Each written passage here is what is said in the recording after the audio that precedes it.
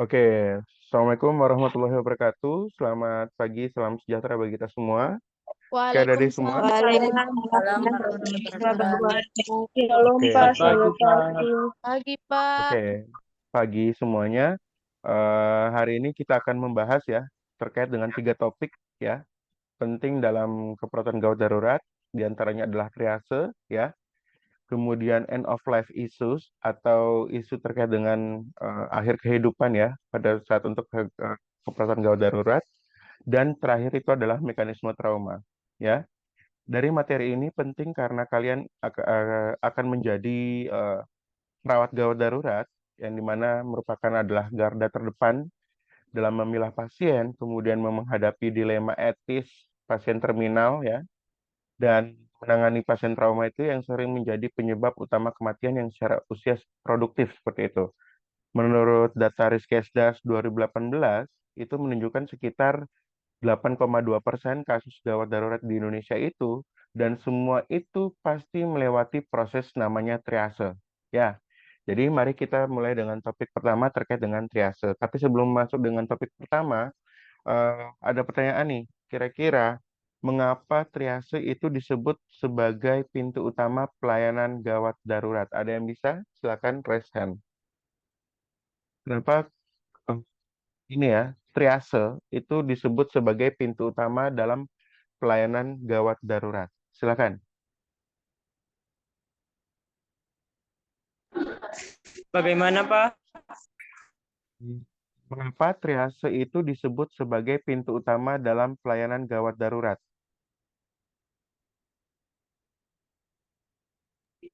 Dengar suara Izin saya? Pak, dengar Silakan, Pak. Fahmir. Silakan. Izin Pak karena untuk triase sendiri adalah metode untuk memilih pasien Pak. Oke, Memprioritaskan pasien. oke. Untuk memilah pasien ya. Oke, ada lagi yang lain? Izin Pak, Silakan. Siapa? Eh, saya Pak Britney Pak. Oke, Britney, silakan. Pak, kalau menurut saya, secara sederhana itu triase itu bisa dibilang bahwa sistem penyaringan awal Oke, untuk mengelola pasien, di mana memastikan bahwa pasien yang sakit parah sampai pasien yang memang masih mampu untuk gerak, ya, maksudnya masih mampu gitu Pak, mandiri gitu Pak. oke, good. Jadi ini ya, alasan mengapa itu triase disebut pintu utama dalam pelayanan gawat darurat, karena itu adalah triase merupakan tahapan awal atau tahapan penyaringan awal yang bisa menentukan prioritas pasien atau menentukan prioritas berdasarkan apa yang dialami oleh si pasien tersebut. Sehingga itu berpengaruh pada apa? Angka keselamatan pasiennya atau safety pasien seperti itu ya. Oke, kita lanjut.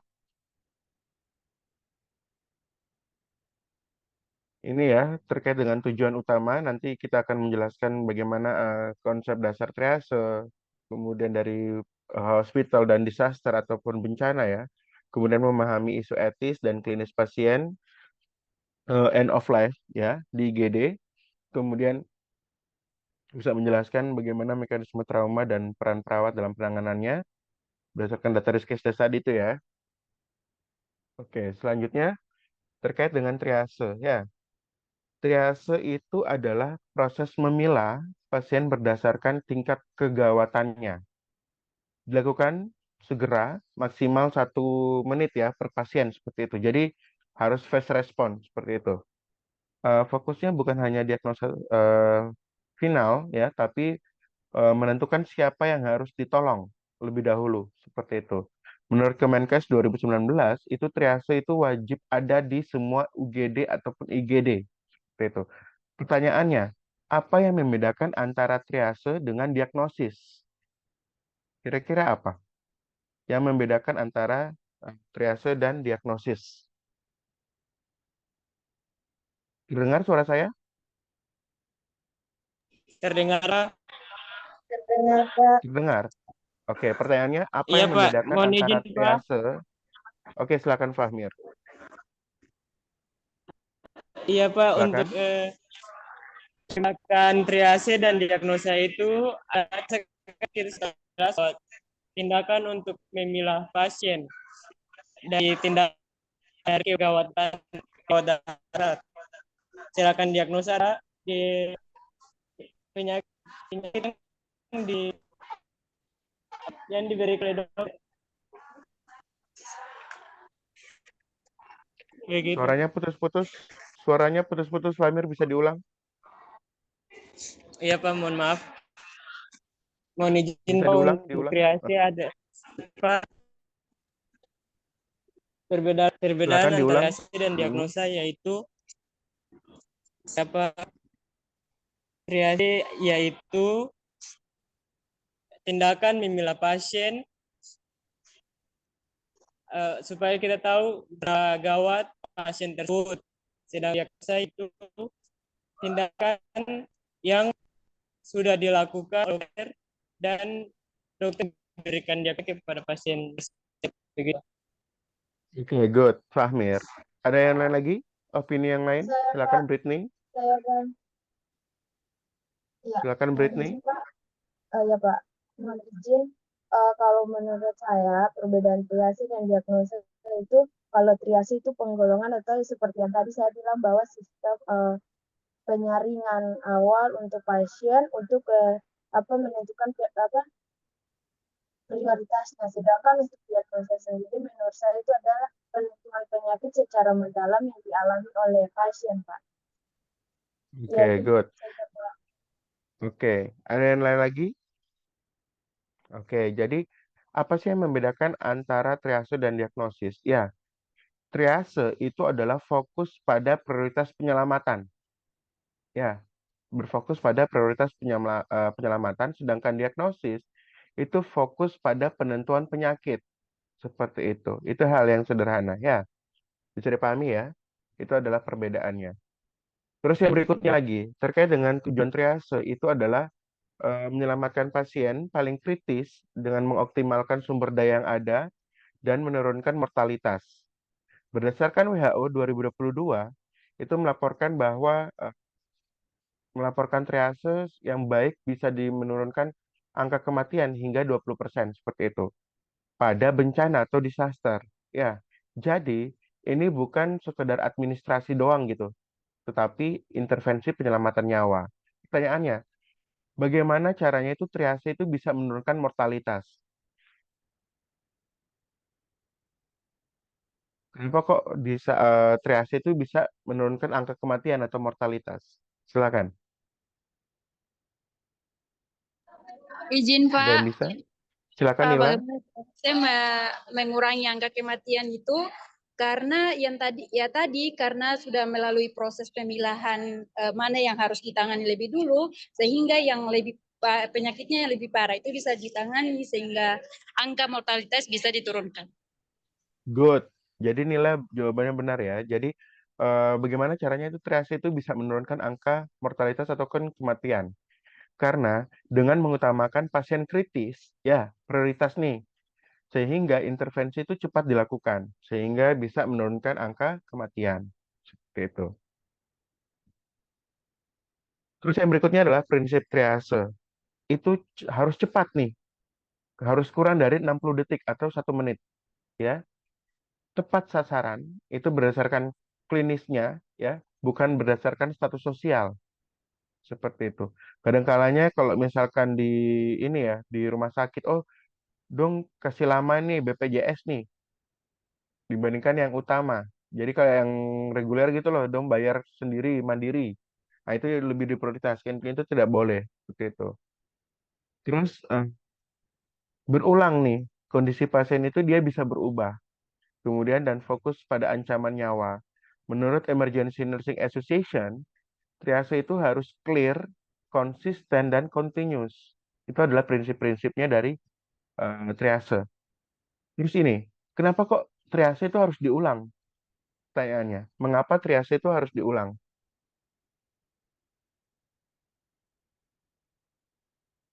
Kenapa kok triase itu bisa diulang? Kan di sini kan ada prinsipnya namanya berulang nih. Ada yang bisa beropini? Mengapa triase itu harus diulang? Begini, Pak. Silakan, Wasarmi.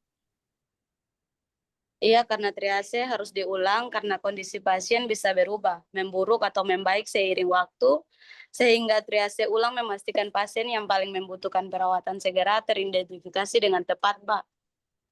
Good, Wasarmi. Jadi, alasan mengapa itu triase harus diulang ya. Karena kondisi pasien itu secara dinamis. Artinya, dia itu bisa berubah kapan saja. Ya, pasien kuning itu bisa berubah menjadi merah dalam hitungan menit. Seperti itu. Jadi, triase itu harus diulang. Seperti itu ya. Lanjut, kategori warna. Ya, kategori warna membantu komunikasi cepat. Merah itu tandanya harus lakukan resusitasi segera. Kuning itu darurat stabil, itu bisa ditunda, ya. Hijau itu luka ringan, bisa menunggu, itu prinsip-prinsipnya. Hitam itu meninggal dunia atau cedera fatal. Sehingga perawat harus cepat, tepat, dan adil dalam menetapkan kategori ini. Seperti itu. Kalian pernah di lab kan? Yang di ruang UGD itu kan ini ada warna-warna juga kan? Iya, Pak. Nah, Iya, itu saya yang tempel itu di UGD apa di UGD kampus Kairatu itu. Itu saya yang tempel-tempel itu. Jadi Iya. kira-kira ini pertanyaannya nih, apa dilema etis nih dalam memberikan label hitam? Apa dilema etis yang dirasakan dalam memberikan triase warna hitam?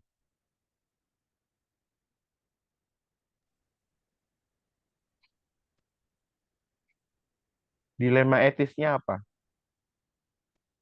yang dirasakan pada saat Anda memberikan label warna hitam? Ada tidak dilema etis? Artinya kayak gini, dilema etisnya apa sih? Yaitu meninggalkan pasien untuk menyelamatkan lebih banyak nyawa. Itu kan dilema tuh, ya kan? Meski secara emosional itu sulit, itu namanya dilema dilema yang dilema etis yang dirasakan oleh perawat seperti itu. Oke, terkait dengan sistem triase. Di dunia ada banyak sistem triase. Ada yang namanya START ya, dipakai untuk bencana ya. ESI itu di rumah sakit. ATS itu di Australia. NTS itu di Eropa. Sedangkan di Indonesia, terkhususnya di rumah sakit ini ya, tempat penelitian saya di RSCM, Rumah Sakit Cipto Mangunkusumo, Jakarta, itu memakai AC dengan 5 level, seperti itu. Sistem boleh berbeda, tapi tujuannya itu sama, yaitu menyelamatkan nyawa dengan prioritas yang tepat. Pertanyaannya, mengapa kok rumah sakit besar itu lebih cocok menggunakan AC?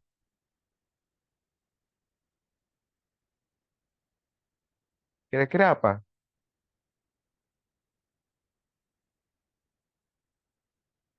Karena AC itu dia menggabungkan tingkat kegawatan dan kebutuhan sumber daya yang relevan di rumah sakit. Jadi kalau misalkan rumah sakit yang masih tipe C ataupun tipe B itu tidak bisa karena dia punya SDM-nya masih kurang. Kalau di RSCM itu rumah sakit rujukan ya, pusat rujukan se-Indonesia. Jadi itu layak untuk bisa dijadikan untuk bisa menggunakan ICI seperti itu. Terus yang berikutnya lagi, ini adalah proses triase ya di IGD ya, langkah-langkahnya mulai dari penilaian cepat ABC ya, cek vital sign atau tanda-tanda vital, kemudian tentukan kategorinya seperti apa, kemudian berikan gelang warna ya, dan dokumentasi seperti itu. Ada juga form WHO yang bisa dipakai untuk standarisasi, itu nanti bisa di-download. Kemudian ingat, dokumentasinya itu sama pentingnya dengan tindakan. Terus gini lagi, pertanyaannya, mengapa gelang warna itu lebih efektif dibandingkan catatan saja? Eh, Bisa di opininya? Gelang pasien maksudnya. Gelang pasien itu berdasarkan warna. Tapi kalau di RSUD Halusi ataupun di Kota Ambon kayaknya belum ada. Jadi mereka cuma hanya melalui garisnya saja ya. kayak gitu, dokumentasi doang. Tapi kalau di rumah sakit besar itu menggunakan gelang warna berdasarkan skala prioritas di UGD. Kira-kira apa? Mengapa gelang warna itu lebih efektif dibandingkan catatan saja? Silakan. Ada yang mau beropini? Ya, mohon izin Pak. Izin Pak. Silakan Britney. Saya Pak, kalau menurut data, gelang itu lebih efektif itu karena gelang itu kan dipakai oleh pasien ya. Pasien bawa kemana-mana. Jadi lebih mudah diidentifikasi, tapi kalau untuk dokumen seperti kertas, itu kan harus dibawa juga dipegang, identifikasi dulu apa ini pasiennya apa, dilihat dulu catatannya. Jadi prosesnya itu lama Pak, tapi kalau dengan gelang itu dari warnanya kita sudah bisa tahu pasien ini masuk di prioritas apa Pak. Itu Pak. Sekian Oke, Pak dari good saya. sekali Britney. Good. Jadi karena mudah terlihat ya dan bisa mempercepat dari koordinasi tim seperti itu ya. Kenapa gelang warna itu lebih efektif? Berikutnya lagi, peran perawat ya. Perawat adalah gatekeeper ya. Gatekeeper di IGD. Tugasnya adalah melakukan primary survey, menentukan prioritas, memberikan edukasi singkat pada keluarga, kemudian dokumentasi dan koordinasi dengan tim medis lainnya. Keputusan cepat perawat bisa menentukan hidup mati pasien tersebut. Pertanyaannya, mengapa perawat disebut gatekeeper di IGD? Gatekeeper tahu tidak?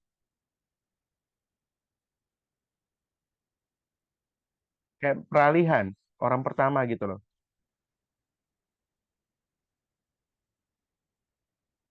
Kira-kira kenapa perawat disebut sebagai gatekeeper? Gatekeeper. Izin Pak, Silakan Mirna. karena mungkin karena perawat itu kan udah di udah paling jadi pelayanan terdepan gitu Pak. Oke. Ada yang lagi Mirna? Ada yang lain lagi? Good ya Mirna ya. Karena perawat itu adalah orang pertama yang memutuskan jalur pasien di IGD. Kenapa sampai bisa disebut sebagai gatekeeper? Seperti itu ya. Iya Pak. Selanjutnya terkait dengan etika dalam triase. Ya, triase itu harus adil atau justice. Ya, bermanfaat itu adalah beneficence.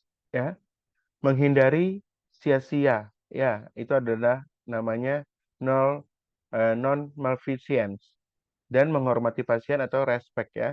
Misalnya nih, pasien VIP tidak boleh mendahului pasien kritis karena hanya karena dengan status sosialnya seperti itu. Jadi itu kira-kira masuk dalam apa?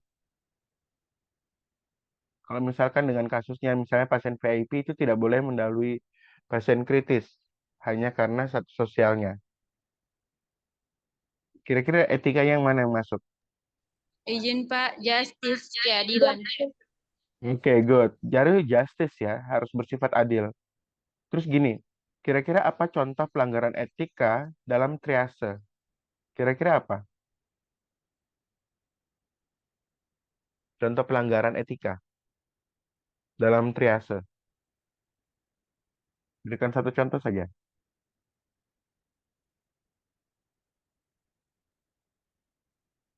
Contoh yang paling simpel nih, yang paling sering muncul nih, memberikan prioritas ya ke pasien yang non kritis. Hanya karena apa? Jabatan kah? Oh, atau relasi atau oh dia ada kenalan nih. Itu biasa seperti itu ya terjadi. Dan itu adalah merupakan pelanggaran etika dalam triase. Bisa dipahami? Bisa Pak. Oke. Silakan, saya ingin Anda berpikir kritis nih. Kasus triase ya. Jadi pada suatu saat Anda sedang dinas di pagi di UGD, di satu rumah sakit tiba-tiba datang sebuah kendaraan membawa 4 orang korban kecelakaan. Pasien A, ya, seorang laki-laki umur 28 tahun berteriak histeris meminta tolong dan nampak luka eksoriasi di seluruh ekstremitas. Tahu eksoriasi kah, Seng? Luka lecet, ya. Kemudian RR-nya adalah 25 kali per menit, nadi 100 kali per menit, dan GCS-nya adalah 15. Itu pasien A. Pasien B Pasien itu kira-kira apa warna apa ya. Kemudian pasien B, perempuan umur 40 tahun, mengeluh kesakitan di daerah perut bagian bawah, setelah diperiksa nampak ada jejas. Tahu jejas tidak? Lebam. Nampak muka pucat dan keluar keringat serta akral dingin ya. RR 35 kali per menit, nadi 120, kecil dan cepat, GCS-nya 14. Oh, sorry, ini pasien C ya, saya ketik. Pasien C umur 40 tahun, mengeluh kesakitan di daerah perut bagian bawah ya. Oh, sama ya? Waduh, saya salah copy paste nih. Sorry.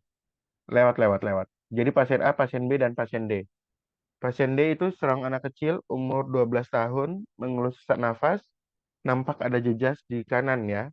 Ada deviasi trakea, terjadi distensi vena jugularis, serta nampak fraktur terbuka pada femur sinistra. RR-nya 45 kali per menit, nadinya 140 kali per menit, dan cepat serta akral dingin, GCS-nya 15. Kira-kira mana yang warnanya apa? A, B, dan D. Silakan. Izin Pak, Silakan, Sita. kalau pasien A itu warnanya hijau, terus pasien B itu kuning dan D yaitu merah. B apa? B kuning. Oke, terus? A yaitu hijau, D itu merah. Oke, good. Benar sekali ya. Pasien A itu adalah warna Warna hijau. hijau. Oke, pasien B warna kuning dan pasien D Iya. adalah warna merah. Merah. Merah. Seperti itu. Good. Kayak gini. Pasien A itu adalah luka lecet ya. Dia CHF-nya 15, dia punya vital sign-nya itu dia stabil. Kemudian pasien B itu dia nyeri perut ya, nyeri abdomen, pucat dan nadinya itu dia cepat.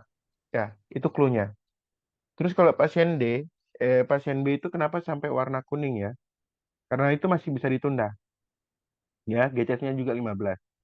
Sedangkan pasien D itu dia anak dengan sesak berat ya, seperti itu.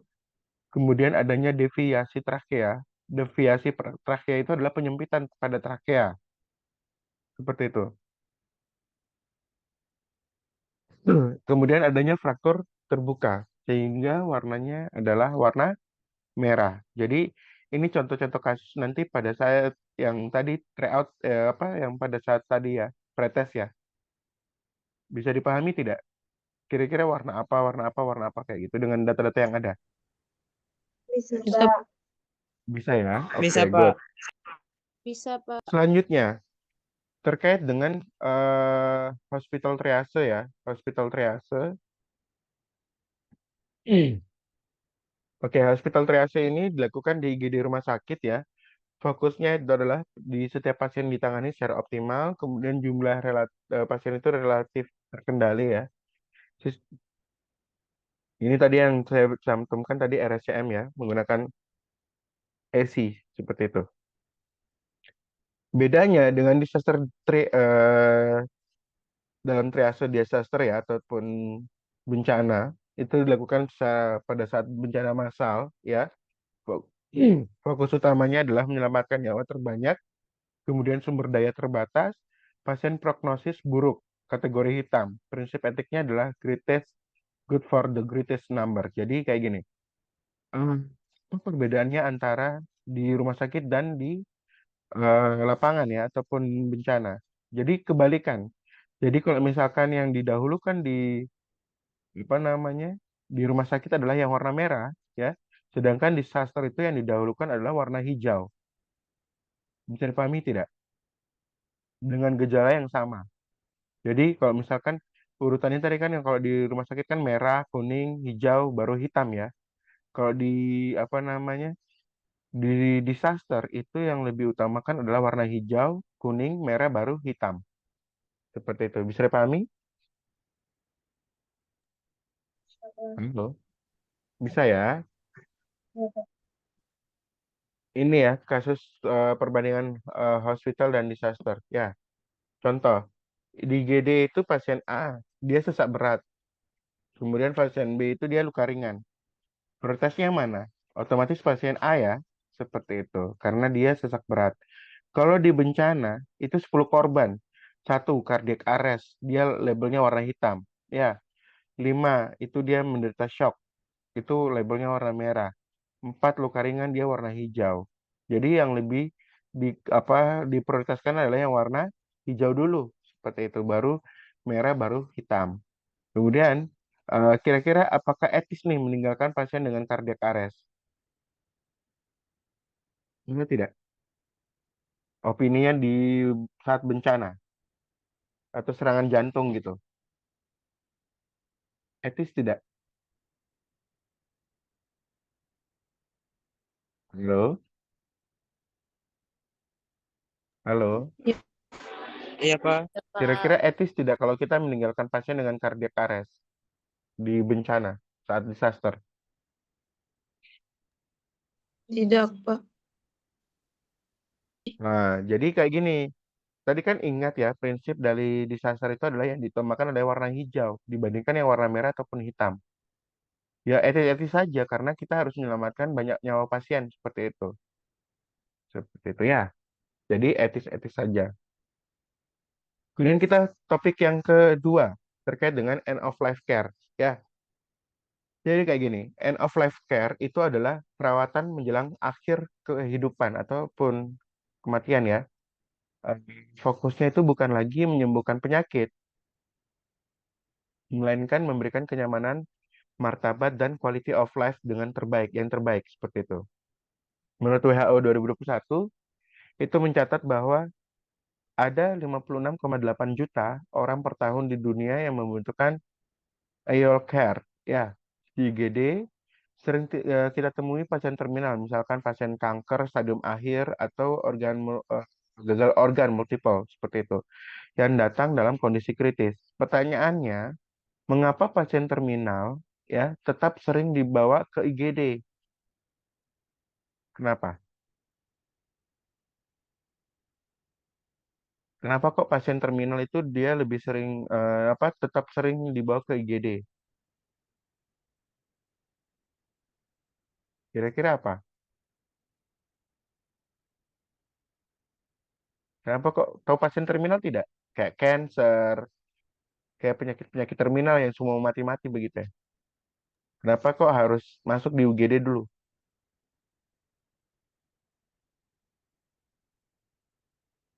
Apa? Ayo, kira-kira apa? Mengapa pasien terminal itu lebih sering dibawa ke IGD? Karena keluarga itu panik, ya, panik.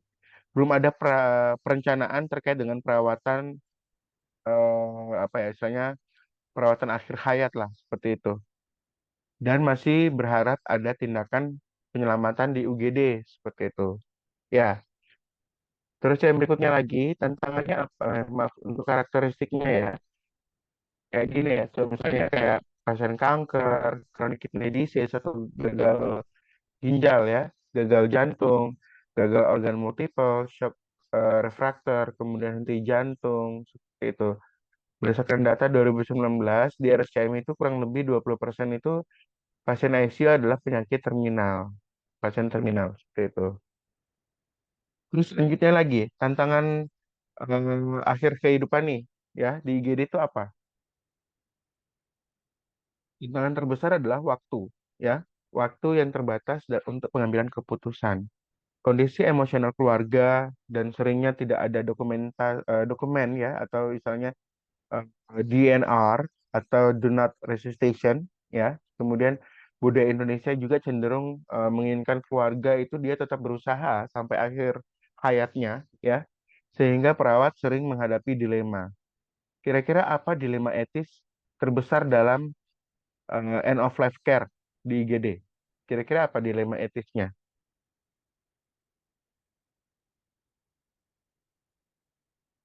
Apa dilema etis terbesar? Yaitu harus menentukan apakah pasien itu masih perlu mendapatkan resusitasi atau tidak, ya, diberikan pada untuk pasien dengan comfort care seperti itu. Selanjutnya terkait dengan peran perawat tadi itu ya sebagai advocate dan sebagainya, ya. Kemudian memberikan comfort care ataupun memberikan kenyamanan kepada pasien terkait dengan nyeri, dyspnea, ya, ataupun gelisah, kemudian memberikan dukungan keluarga secara emosional ataupun spiritual, kemudian berkolaborasi dengan multidisiplin ilmu, baik itu dokter, rohaniawan, ataupun psikolog. Etika ya, prinsip etika dalam end of life care, yaitu di mana ada 4 prinsip nih. Yang pertama adalah bersifat otonomi. Otonomi itu apa? Menghormati keputusan pasien ataupun keluarga. Yang kedua, beneficiency. Ya, itu melakukan tindakan yang bermanfaat. Kemudian non-malfeasance itu adalah jangan menambah penderitaan pasien. Justice itu perlakuan adil tanpa adanya diskriminasi. Etika-etika kayak gini nih wajib dihafal di luar kepala deh. Karena apa? Soal-soal seperti ini akan muncul pada saat soal UKOM, uji kompetensi nurse. Ya, jadi banyak-banyak soal kasus yang seperti itu yang akan muncul. Nanti Anda bisa menentukan nih, oh ini kira-kiranya dia autonom nih, oh ini justice nih, malfeasance atau beneficence, seperti itu. Pertanyaannya nih, bagaimana perawat menerapkan prinsip non-malfeasance dalam end of life? Kira-kira bagaimana? Bagaimana caranya perawat itu dia menerapkan prinsip eh, non-malfeasance ya dalam end of life di pasien di IGD? Kira-kira apa tindakannya? Bagaimana perawat itu dia bisa menerapkan prinsip dari non-malfeasance dalam end of life care? Silakan. Ada yang bisa memberikan opini?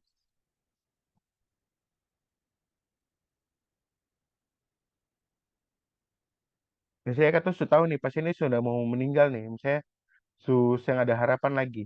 Kira-kira apa dilema etis apa tindakan apa yang harus ada dong harus lakukan? Yaitu dengan apa? Dengan tidak menerapkan intervensi invasif. Misalkan waktu tahu nih pasien sudah ada penyelamatan ya, kuasa atau harus lakukan intubasi lagi, harus pasang ventilator lagi, kan ibaratnya kasihan. Keluarga pasien nanti dong punya uang lagi, terkuras habis lagi untuk tindakan-tindakan invasif yang notabene tidak diperlukan. Seperti itu. Itu adalah prinsip non-malfeasance seperti itu ya. Bisa menambah penderitaan seperti itu prinsipnya. Oke, terus yang berikutnya lagi komunikasi ya. Komunikasi dalam ini adalah sebagai kunci seperti itu. Gunakan teknik spikes. Artinya yang pertama adalah terkait dengan setting ya. Setting itu adalah siapkan tempat yang tenang, kemudian perception itu adalah gali pemahaman keluarga, invitation itu adalah minta izin menyampaikan informasi, kemudian knowledge itu terkait dengan sampaikan fakta dengan jelas, dan empati tunjukkan rasa empati kalian, dan summary itu adalah ringkas dan beri tindak lanjut. Jangan memberikan harapan palsu seperti itu. Tetapi juga jangan meninggalkan keluarga tanpa adanya informasi seperti itu ya. Misalkan kayak gini, apa sih kesalahan yang paling sering dalam komunikasi end of life pada pasien ataupun keluarga? Biasanya itu perawat akan memberikan janji ataupun harapan palsu yang membuat keluarga salah memahami kondisi pasien. Jadi kita harus jelaskan kondisi pasien terminal ya sudah harus ikhlas menjalankan dia punya end of life-nya dia seperti itu. Jadi bagaimana kita berkomunikasi dengan keluarga pasien agar bisa menerima kondisi si pasien tersebut seperti itu. Ya, kemudian yang berikutnya terkait dengan dukungan keluarga tadi sudah, dampak psikologis perawatnya sudah ya.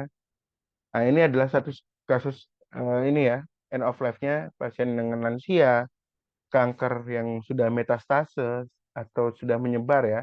Kemudian pasien dengan aritmia ataupun henti jantung ya. Kemudian keluarga minta resusitasi penuh, padahal kita sudah tahu nih, pasti sudah tidak ada harapan lagi nih, seperti itu. Ya. Kemudian kita lanjut ke materi yang ketiga terkait dengan trauma, ya. Definisi trauma itu apa? Definisi trauma itu adalah berkaitan ini ya. Trauma adalah kerusakan jaringan akibat energi mekanik ya, panas, kimia, listrik ataupun radiasi. Berdasarkan referensi WHO 2022, itu mencatat trauma menyebabkan 5,8 juta kematian tiap tahun. Mayoritas itu terjadi pada usia produktif. Oleh karena itu, trauma disebut dengan silent epidemic, ya, karena dia itu membunuh secara masif tapi sering kurang diperhatikan. Seperti itu. Kemudian yang berikutnya lagi berkaitan dengan klasifikasi trauma. Klasifikasi trauma itu ada 3. Ya, ada tumpul ataupun blunt akibat benturan. Misalnya apa? Kecelakaan motor, sehingga risiko perdarahan organ dalam. Nah, itu namanya adalah trauma tumpul. Trauma tembus itu akibat benda tajam ataupun peluru, misalkan bisa risiko kerusakan organ vital, seperti itu. Ataupun juga kombinasi, artinya dia sering pada kecelakaan ini ya, lalu lintas, misalnya seperti ini. Setiap jenis trauma itu dia punya risiko dan penanganannya yang berbeda, seperti itu.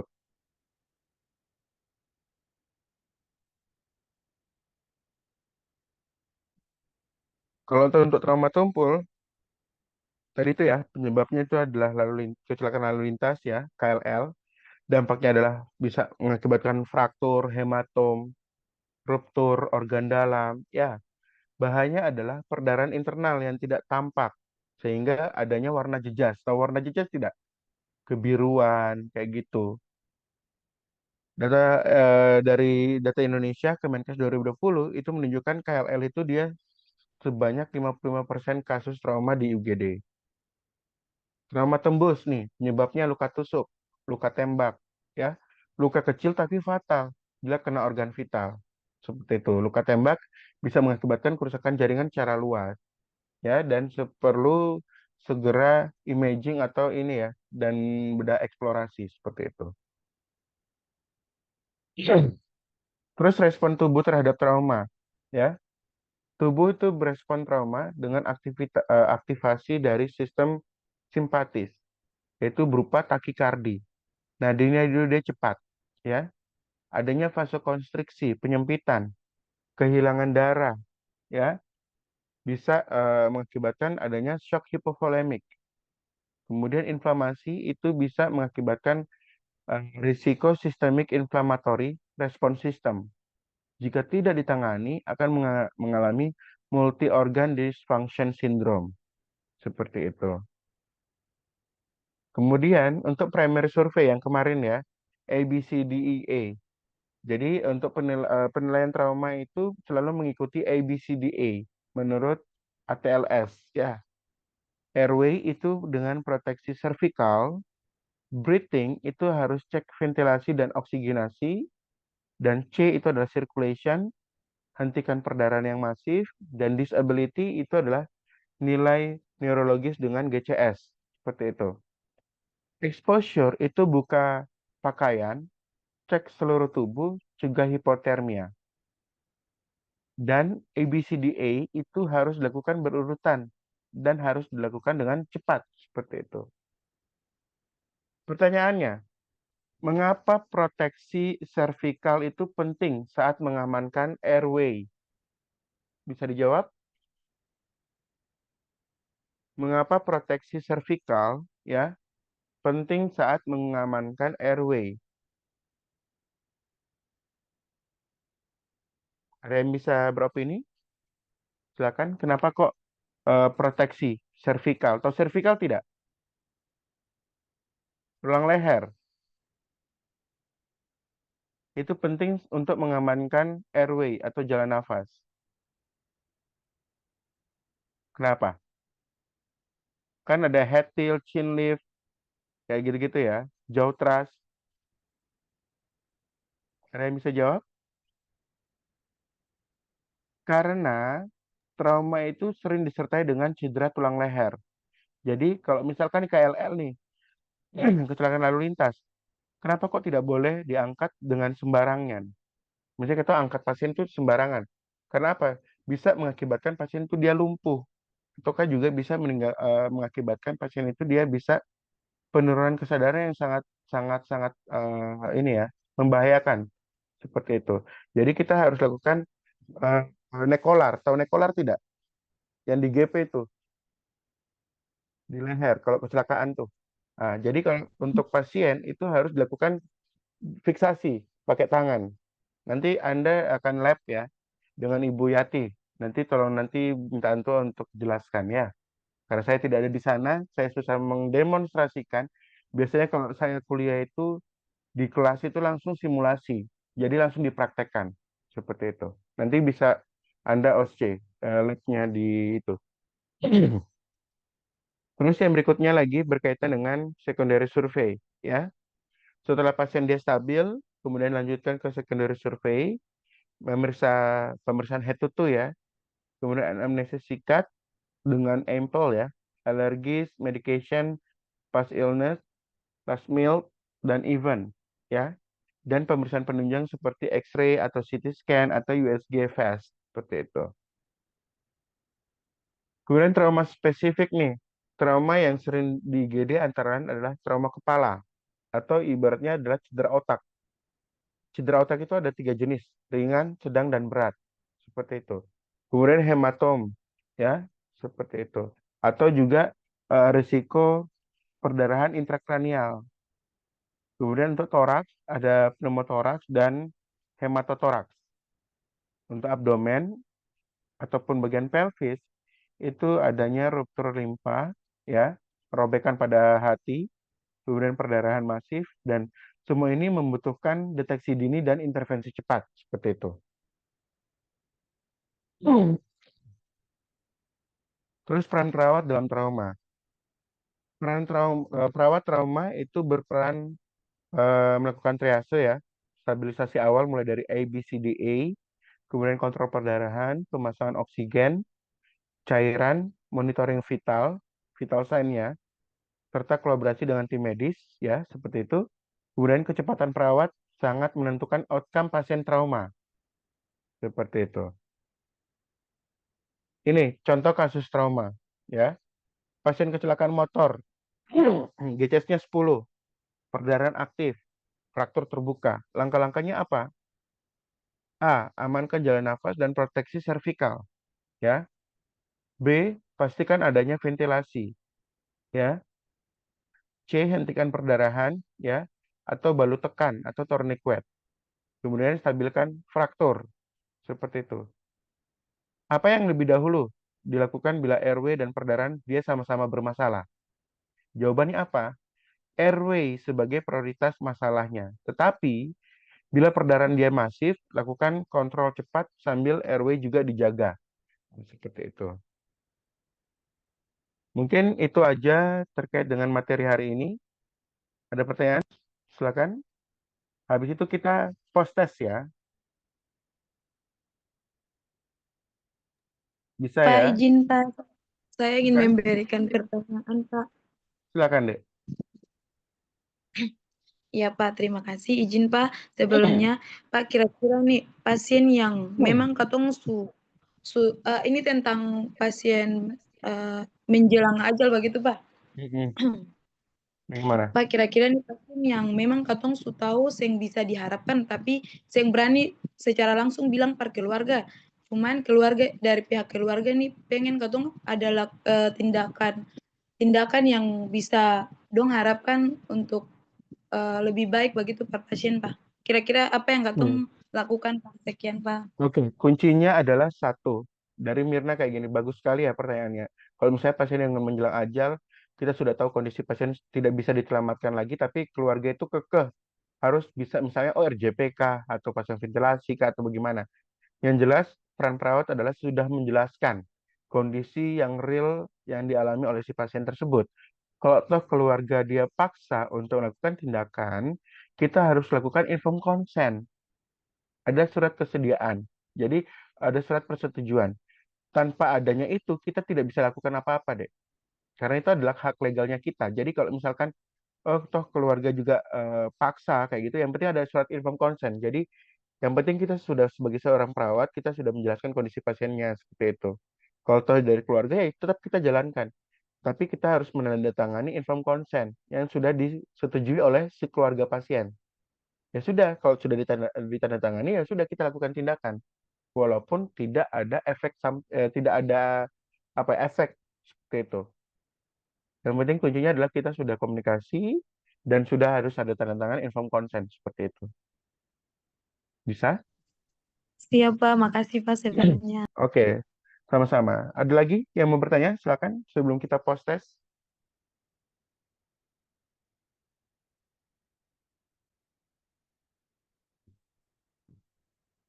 Silakan, ada yang mau bertanya Kak, atau sudah paham semua ini? Paham, Pak. Betul? Sudah paham? Ya, Kak.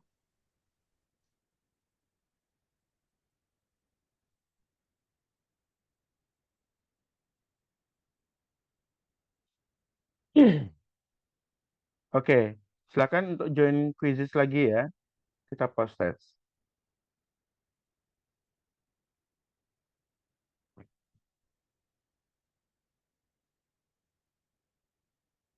Silakan. Sudah terlihat layarnya?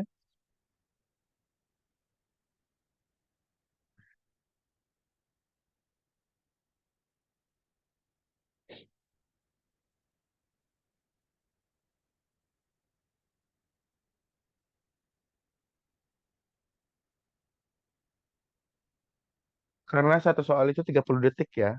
Saya sudah pakai timer.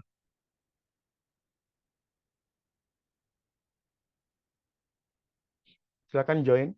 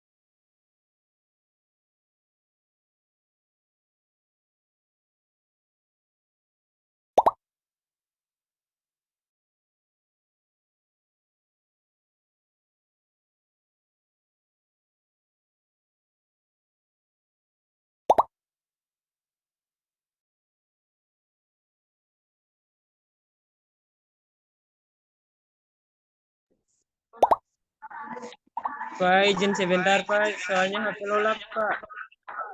Oke. Sudah 28 orang ya. Oke, sebelum kita mulai silakan berdoa menurut kepercayaan dan keyakinan Anda masing-masing. Berdoa dimulai.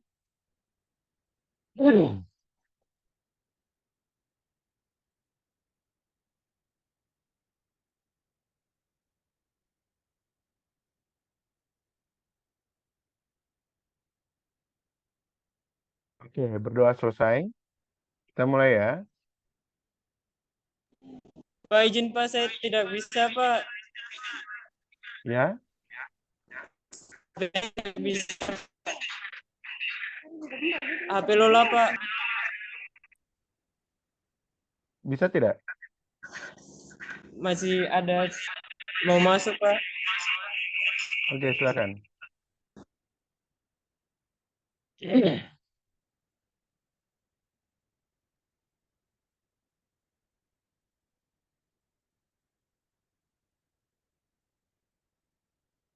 Oke, ini pakai waktu ya.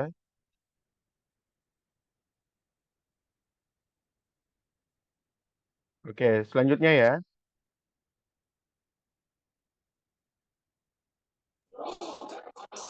Maaf Pak, saya tidak bisa masuk Pak. Oke, tidak apa-apa. Iya betul saya bisa isi. Waktu sisa 20 detik.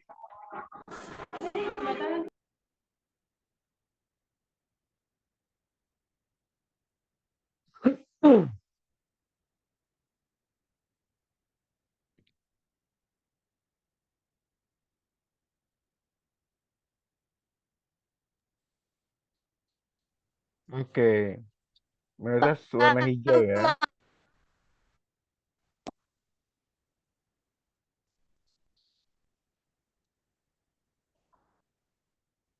Oke, selanjutnya ya.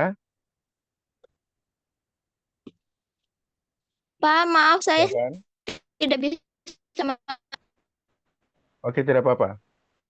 Lanjut.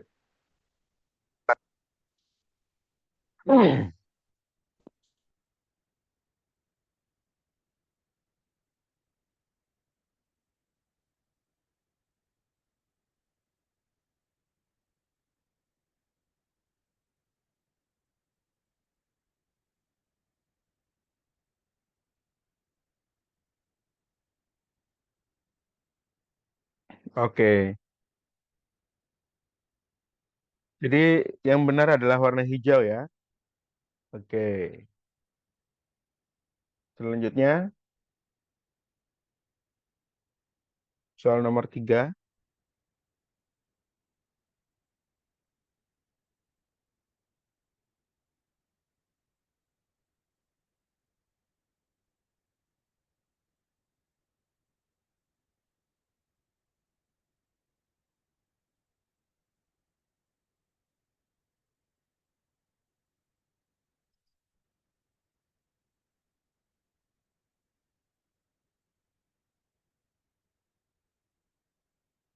Oke, good ya.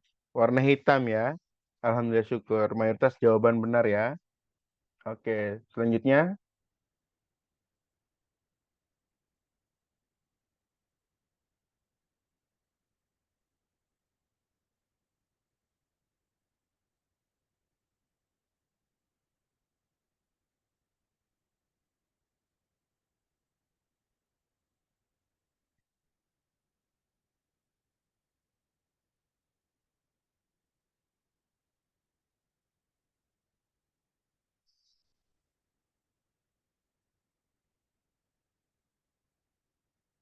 Oke, good ya. Merah ya.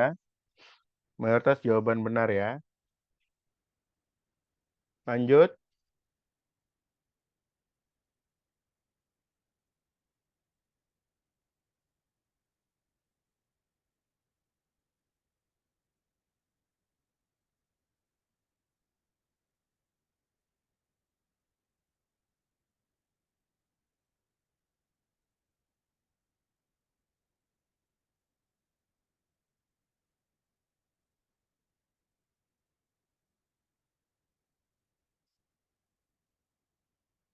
Oke, good. Warna hijau ya. Oke, mayoritas jawaban benar ya. Oke, kita lanjut.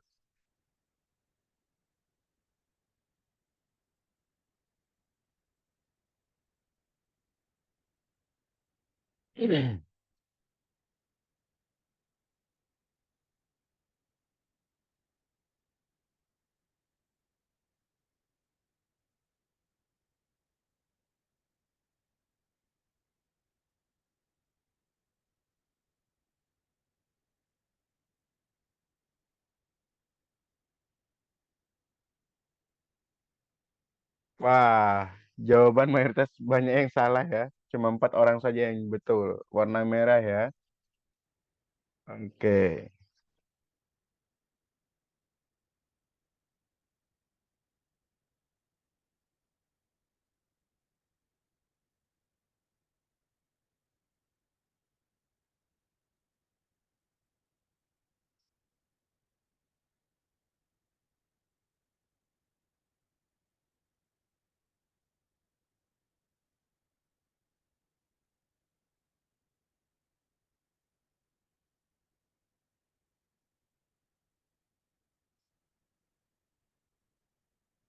Oke, mayoritas warna kuning, betul ya. Lanjut.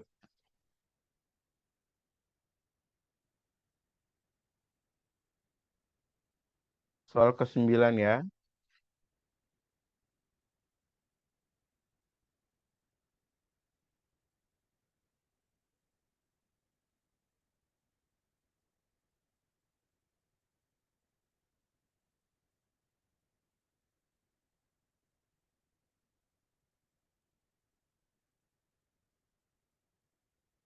Oke, kita lihat. Oke, good ya. Mayoritas jawaban benar ya, warna hitam. Oke, lanjut. Soal terakhir.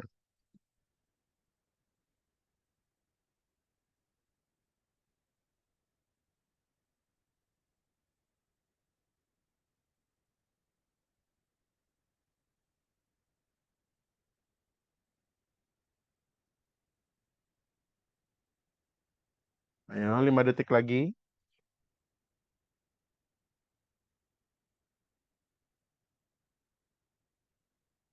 Oke, good ya. Mayoritas warna merah ya.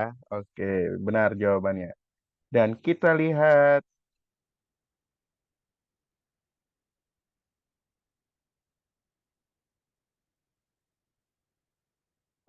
Oke, rata-ratanya bagus ya.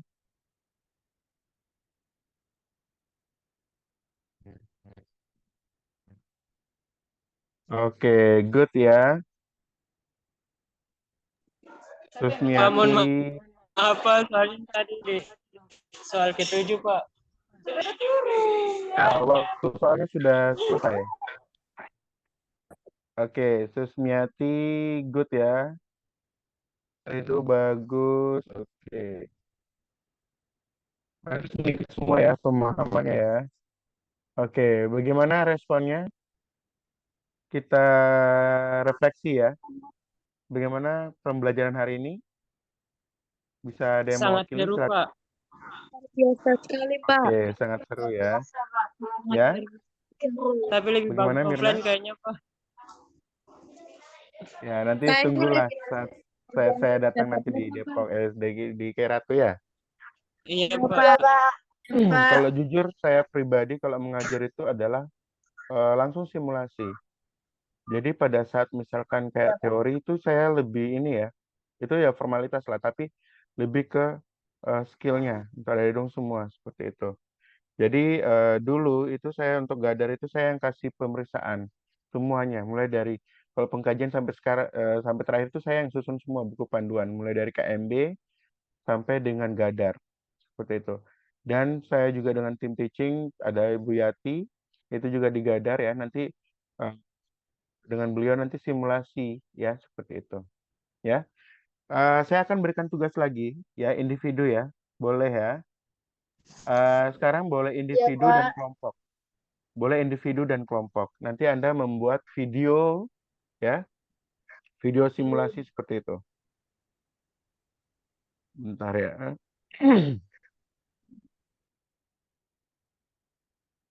Bentar, bentar.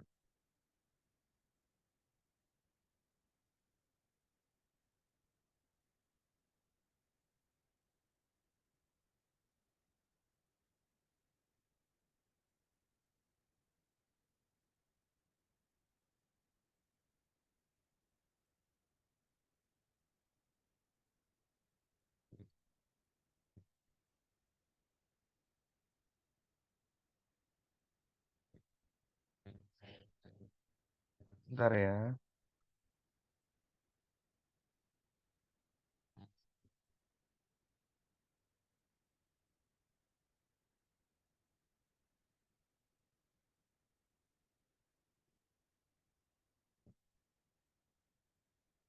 Oke. Untuk videonya ini eh, bentuk tugasnya mahasiswa membuat video TikTok ya berdurasi 1 sampai 3 menit ya. Kontennya itu berupa edukasi singkat tentang salah satu topik ya, ya baik itu triase ya atau hospital di ataupun disaster ya. Jadi kalau misalnya ada yang kemarin sudah membuat tentang triase itu berbeda ya. Tapi ini lebih spesifik ya. Jadi triase di rumah sakit ataupun triase di disaster ya. Kemudian end of life isu ya di IGD seperti apa dan mekanisme trauma dan prinsip ABCDE. Kemudian untuk format konten itu simulasi kasus ya. Misalnya triase bencana dengan role play pasien untuk menetapkan warna ya, pasien merah, kuning, hijau ataupun hitam. Jadi Anda silakan memberikan label. Jadi buat gelang gitu loh, gelang-gelang apa triase. Nanti bisa dilihat di YouTube ataupun video yang lainnya seperti itu. Terus yang berikutnya mungkin bisa bikin drama singkat ya terkait dengan misalnya dilema keluarga dan perawat dalam kasus end of life-nya. Jadi komunikasi seperti itu. Terus ataupun juga bisa edukasi visual, animasi sederhana, infografis atau demonstrasi langkah ABCDE pada trauma, pasien trauma. Kemudian gunakan bahasa yang komunikatif ya, singkat dan mudah dipahami. Kemudian boleh menggunakan musik, teks, ataupun efek TikTok yang memperkuat pesan seperti itu. Durasinya 1-3 menit. Nanti platformnya tetap di TikTok ya.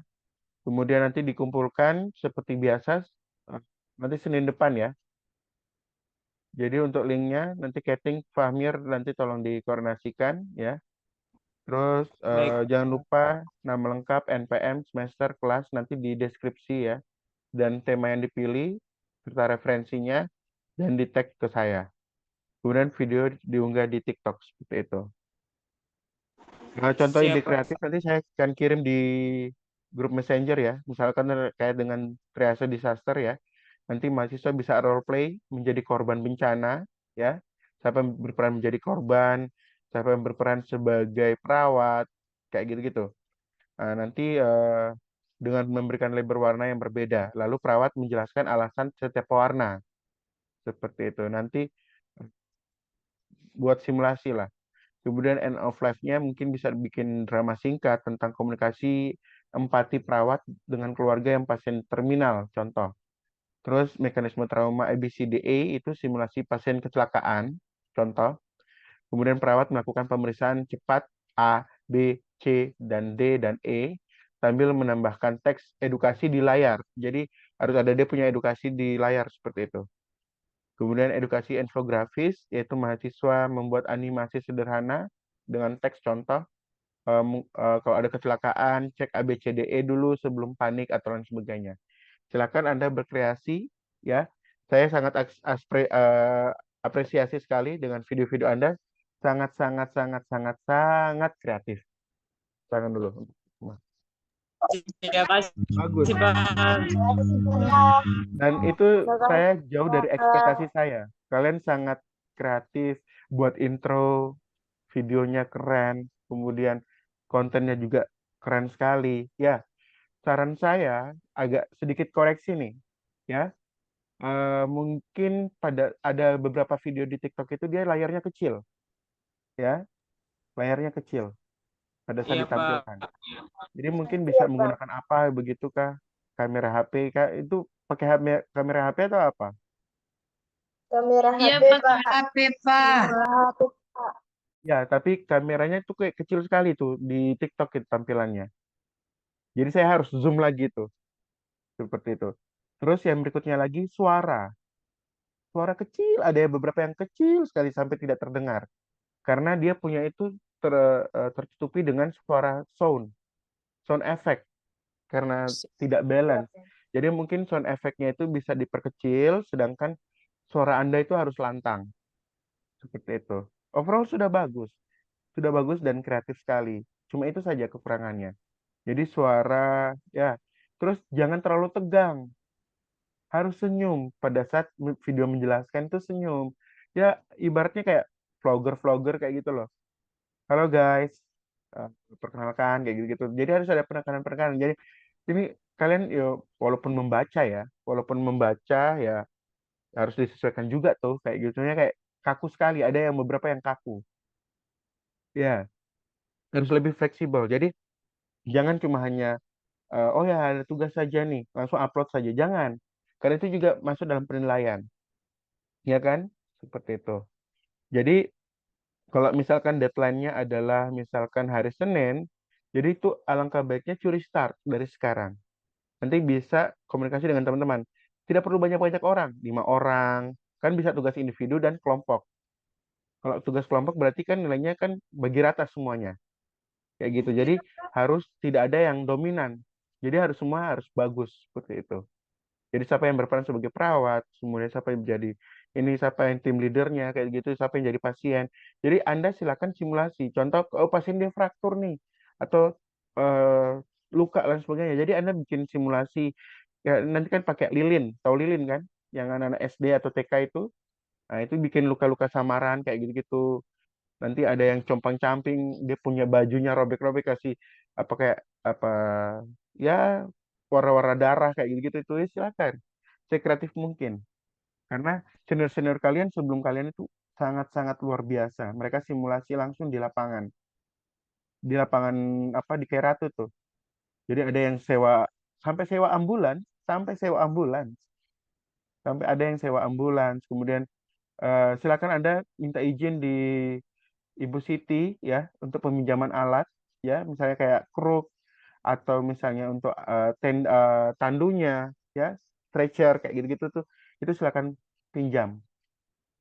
Lu ini ada apa? Oh, ini mata kuliahnya dari Pamat untuk membuat video simulasi seperti itu. Tapi ya kalian pinjam ya harus tanggung jawab kan, Siap, harus Pak. dikembalikan dengan itu. Terus misalnya apa sih yang harus di ini eh, dipinjam kayak itu, nanti Anda silakan diskusi. Yang jelas batas waktu nanti Senin depan, ya. Dan silakan semakin cepat Anda semakin bagus nilainya. Ya, tapi overall saya sangat sangat kagum dengan kalian. Kreatifnya luar biasa itu. Mulai dari interlude-nya, wih, dia punya apa introduction-nya, fotonya keren-keren ya, seperti itu. Terus ada juga animasi-animasi yang kayak SpongeBob dan sebagainya. Unik, seru, bagus, sangat kreatif. Nanti harapan saya juga lebih ya. Jadi bagi teman-teman yang belum join di Zoom, silakan disampaikan Fahmir tugasnya nanti apa. Nanti saya akan sampaikan di TikTok juga, di apa di grup Messenger ya. Siap, Itu. Pak. Dan kemarin yang belum kumpulkan tugas berapa orang itu yang sudah lewat waktu. Ada beberapa yang memaksakan diri untuk diupload. Mohon maaf saya tidak menilai hal itu ya. Jadi harus konsisten. Saya orangnya konsisten. Jadi kalau sudah bilang di batas waktunya Senin jam 12 ya, bukan tiba akal tiba saat bikin video langsung tak tak langsung upload. Jangan. Segala sesuatu jadi mahasiswa itu harus well prepare. Well prepare. Dipersiapkan dengan baik sematang mungkin, bukan asal-asal kumpul tugas saja. Saya tidak suka. Mohon maaf saya agak sedikit cerewet, bukan sedikit, banyak cerewet di grup Messenger. Saya sampai jujur, apa ya, heran gitu loh. Kalian kan jumlahnya 50-an kan? Yang tidak kumpul tugas berapa itu kemarin ya, Fahmir? 9 mahasiswa, Pak. 9 mahasiswa. Masih syukur kelas Kairatu, kelas Ambon 20-an tidak kumpul tugas. Dan mereka mau bermain-main dengan saya. 20 orang, bayangkan. Hanya tugas video, 3 menit apa susahnya? Misal, Pak bisa sih bisa edit. Kan minta bantu kamu pun saudara kah, kamu pun teman-teman kan bisa edit. Pakai CapCut kah, pakai apa kah? Zaman modern cuy. Atau Canva kah, atau apa. Ya kan? Kan bisa ada video tutorialnya di TikTok ataupun YouTube. Kayak gitu. Walaupun katong di daerah afirmasi, jangan taruh katong ketinggalan zaman, kasihan. Ya kan? Jadi katong di dusun nih, jangan katong otak kayak dusun lain. Katong Betul, otak Pak, tuh harus betul. internasional.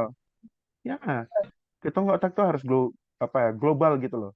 Jangan katong banyak daerah-daerah afirmasi, anak-anak SBT banyak, betulan. Anak-anak SBT banyak yang kuliah di luar negeri. Itu pun teman-teman LPDP banyak yang di luar negeri dan SBT tuh. Beneran. SBT, Namlea, Buru, dan sebagainya itu semua banyak di luar negeri. Karena jangan sampai ada mindset ada dong terkukung. Alumni dari Stikes Malkusada ada sekitar 8 orang. Bukan 8 orang, hampir 20-an lah. Itu award di LPDP, Dek. Lanjut S2 di kampus ternama. Di UI saja, Universitas Indonesia dengan saya, itu alumni, saya coaching mereka itu alhamdulillah syukur ada sekitar 4 orang tuh, kuliah di UI. Dari lulusan Maluku Sada, cuy. Bisa langsung menuju ke kampus ternama, nomor 1 di Indonesia. Ada juga di UGM, anak bimbingan saya untuk proposal skripsi. Itu sekitar 5 orang tuh ada di UGM. Di Unair, Erlangga, Surabaya, Pajajaran, Undip, Unpad, Unhas. Bayangkan, Dek. Kalian jangan cuma hanya kuliah parba kuliah saja, jangan. Ya Allah, beta sangat tragis sekali kalau misalkan ayo dong cuma parba gitu saja. Seperti itu.